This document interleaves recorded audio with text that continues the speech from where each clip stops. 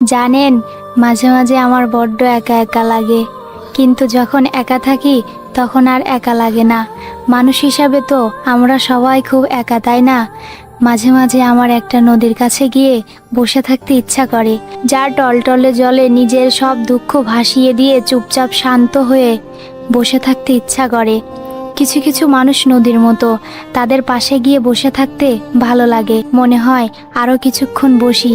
এমন মানুষ অবশ্যই আমার নেই। একদিন তোমাকে আমার কাছে আসতেই হবে, আর কাছে না আসলে দূর থেকে আমাকে নিয়ে ভাবতে হবে।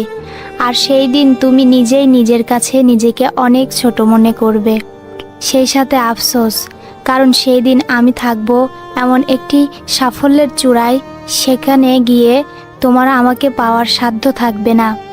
তবে চিন্তা নাই, সেই দিনও আমি আজকের মতো তোমার দিকে আমার হাতটি বাড়িয়ে দেব। আজ তুমি যেমন নিজের ভালোটা ভাবছো স্বার্থপরের মতো, আমি সেটা করব না। তাহলে তোমার আমার মধ্যে পার্থক্য থাকলো কোথায়? আর এটা নিয়ে আমি লিখব এক বাস্তব জীবনী উপন্যাস।